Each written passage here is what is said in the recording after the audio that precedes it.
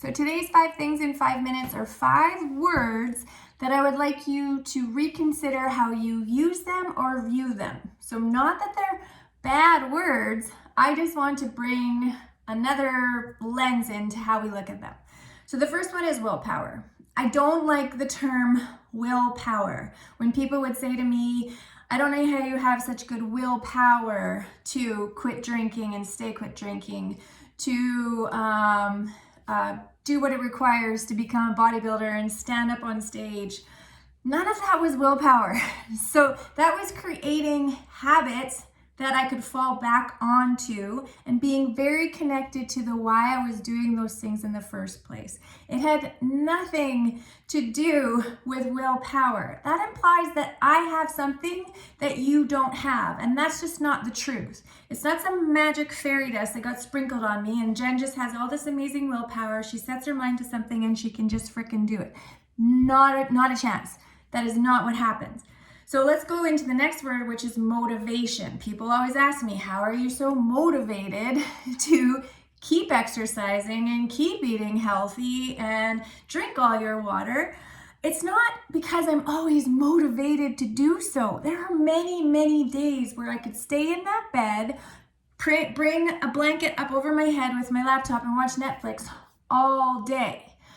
But this goes back to what I was saying with willpower. I've created solid daily habits that I can fall back onto when I'm not feeling it.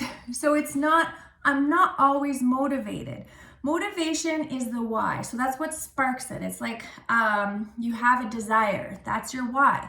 And the habits are the how. So motivation is good. It gets us going. But that's not something that you can rely on without the habits. The other one, and I talked about it in an earlier post today, is expectations. So it's not that we cannot have expectations, it's that we need to keep them in check. And I use the example of when someone hires me and they make the investment into their nutrition program, and in that first month they had expected to lose 15 pounds and they've lost 3, so they feel like a failure. So it's managing our expectations to be more realistic. So it's really getting in check and making it smaller. So really focusing on the daily expectations that you can meet.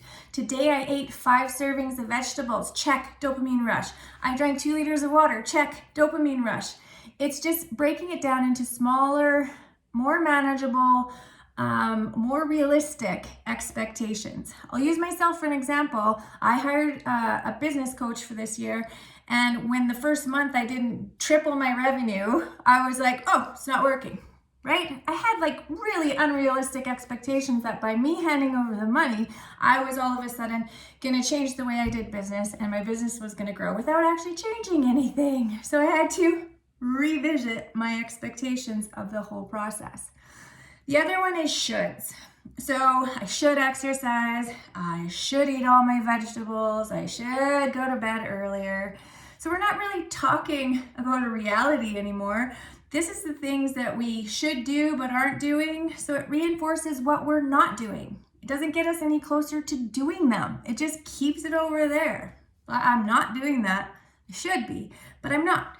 So again, we focus in on the why we're doing it in the first place and change it from I should to I choose to or I get to for the benefit of. I choose to go to bed earlier to get 8 hours of sleep so that my hormones are more regulated and I have more energy during the day and I can get more shit done.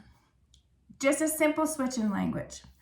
The last one is grit, and this is a new word that gets thrown around a lot, and I like the word. It's getting taught in school. I like grit. It's the perseverance and passion for long-term goals. The only thing I want you to be aware of with grit is it involves 2 psychological resources, self-discipline and control, which require the ability to manage emotions and thoughts.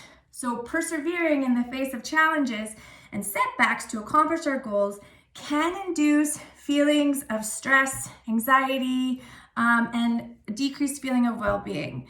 So when the going gets tough, emotions like anger or fear can arise, and if we don't have the emotional intelligence to know what to do with them, trying to grit our way through it is going to cause more harm than good. So it does play an important role in helping us achieve what we want for a long-term goal, but I just want you to pay attention to your ability to manage your emotions around that so that you're not feeling more discouraged because you think now you don't have grit. So I love all these words. If we flip them, I mean, other than should and all of that, but I like allowing ourselves to look at things differently so that we can give ourselves some grace. Have a great day.